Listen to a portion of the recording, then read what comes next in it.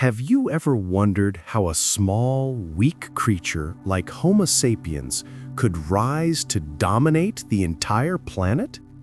We don't have sharp claws like lions. We don't have thick skin like mammoths. And even our brains, although large, consume too much energy.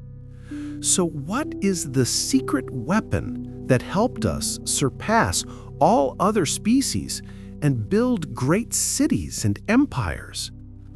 The answer lies not in muscles, but in an extraordinary ability, the ability to imagine collectively. About 70,000 years ago, a revolution happened.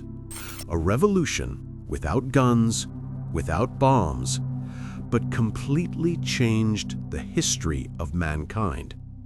That is cognitive revolution. Before the cognitive revolution, Homo sapiens, despite having been on Earth for 150,000 years, were still an insignificant species, living alone in a corner of Africa.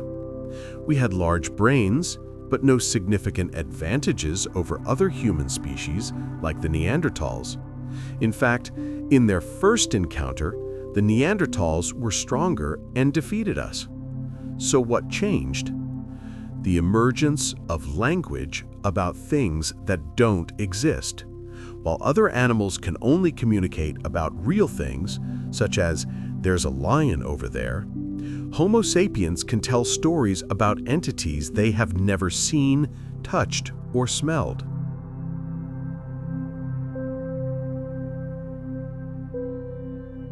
It was this ability that created an imagined reality shared by millions of people. Legends, myths, gods, and religions began to emerge. This was the mythical glue that bound together a large number of strangers, families, and groups. You may wonder why we can't cooperate with each other based on personal trust alone. The answer lies in the limits of rumor.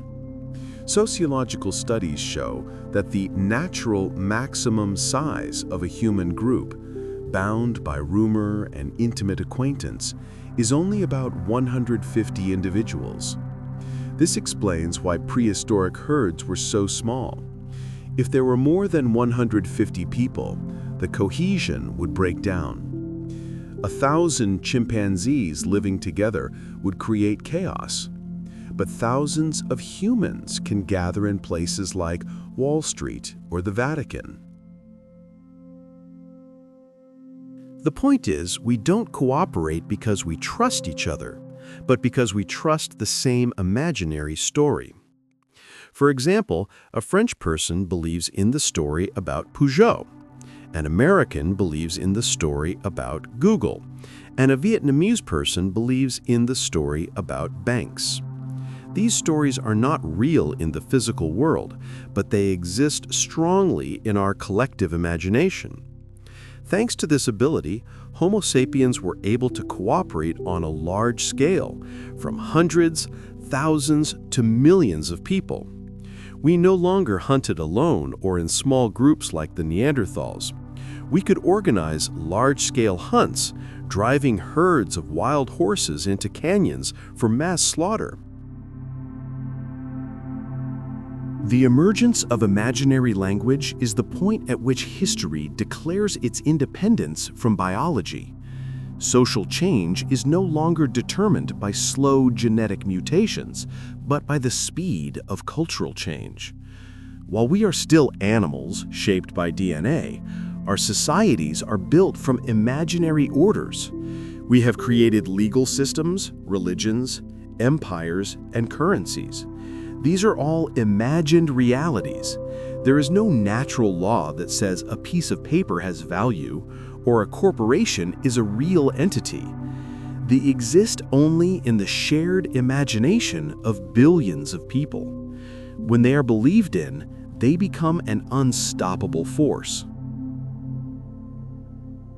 All of humanity's greatest achievements, from the pyramids of Egypt to the modern cities of today, are products of the collective imagination. A skyscraper cannot be built by a group of 50 people working together. It takes thousands of people from many different professions, all believing in common myths like money, law, and social institutions.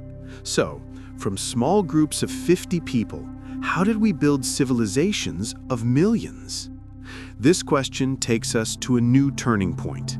In the next episode, we will delve into how imagined orders like religion, money, and empire helped humans overcome natural limits on numbers to create complex social pyramids that laid the foundation for the modern world.